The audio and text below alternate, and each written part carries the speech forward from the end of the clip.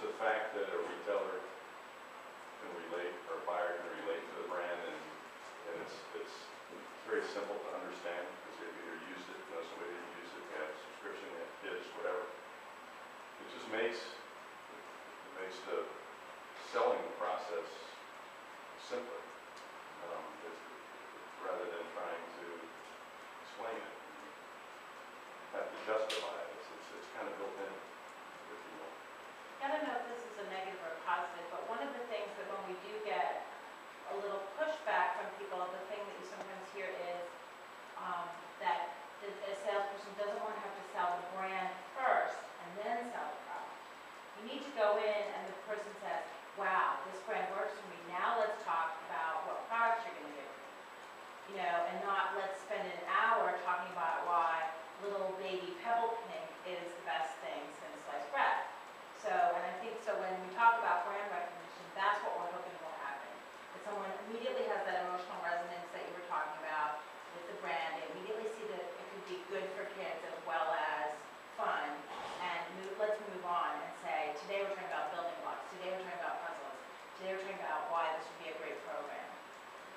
I think the response is going to be similar to a lot of people in this room. I think when Rob and Andy first came out and shared the story, it was very easy to relate to, and right away you were like, boy, you could do this, you could do that, you could do this, and it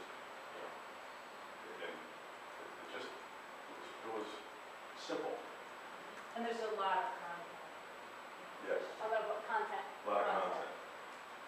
You think that will be? It's not just not just an idea. There's a lot. Say more why that's important.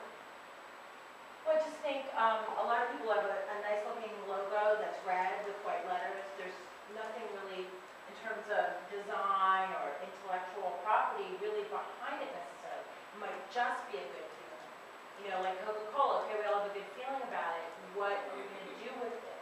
Whereas these guys have like realistic art, they have illustrative art, they already have puzzles and activities and mazes, and so it already kind of brings you in to a place where a kid can have fun. I think the message that you shared, what Highlights is all about, I think that's a key piece. Because in a lot of cases you don't get that. You really don't. It's not what it's all about today. But I think, in general, moms are going to want that. It's educational, but it's a different kind of education. It's not like sitting down and doing 3+3 and doing, math, social studies. It's just you're challenging different parts of your brain and different things. You can see by the letters, and, communication. So that's an important part of building product is brand and making a presentation. The very essence of it. I think too, it's a positive. When you look at it, it's a positive emotion. I mean, when we first looked at Highlights as a license, everybody was like, oh, Highlights, I remember that. So the first response you had was something that was an emotion, and it was positive. And I think that that's something that the end user or the consumer going in is going to go, oh, Highlights. And the thing is, they're also going to know that it's also going to be quality. There's going to be something that's good in there. It's going to have a positive message. Versus, there are some licenses that you look at and you go, oh my God, I hate that character. I will not buy anything for my child with that character. But with Highlights, it's just so, it's that emotional connection. I think that's what's going to get us in first. We had we do a trade show, Tracy and I, a little bit of that called the ASPR show. So it's American Special Teacher Retail Organization. And so there's a lot of the independent mom and pops. And we don't have our physical products yet, but we include the Highlights brand in our booth so that people would know partners, and the response was fantastic. What are you guys doing with that?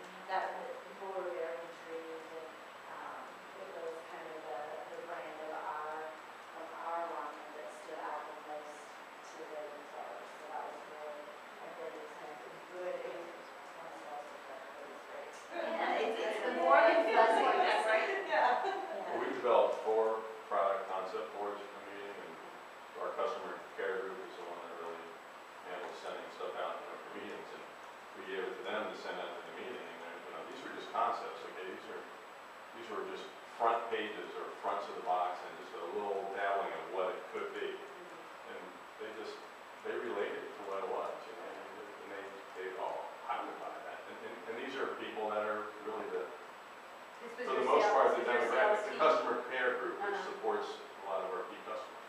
And they just saw the concepts and just instantly they were attracted to it. Like as consumers. Right, attracted right, to it, right.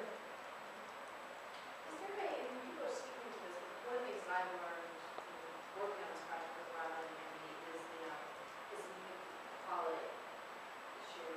You know, you have letters that we read and the care that was responding to the kids and that authentic connection. And the survey, what's the name of the survey that you guys were saying? State of the Kid? State of the Let's Kid. talk to that. I have a question on this in a minute, but can you talk about State of the Kid? I think next week we're releasing, we have a big media event in Washington DC to release the second annual State of the Kid survey results, where we survey kids in our magazine with a set of 10 questions. And the goal is to do this for decades and decades and to watch trends over what's going on with kids. So for example, one of the things last year that we noticed was how many more girls do more work around the house than boys. One of the things that came out in the survey. And this year, I think, we're talking a little about sleep and kind of what's changing in kids' lives versus sleep.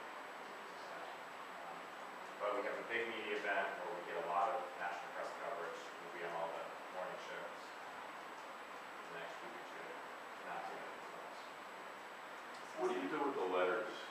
I mean, you respond, the letters come in, you respond to them. How do you incorporate that into, or do you, products?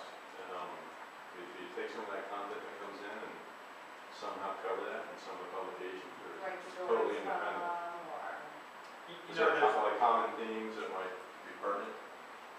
There's several things there.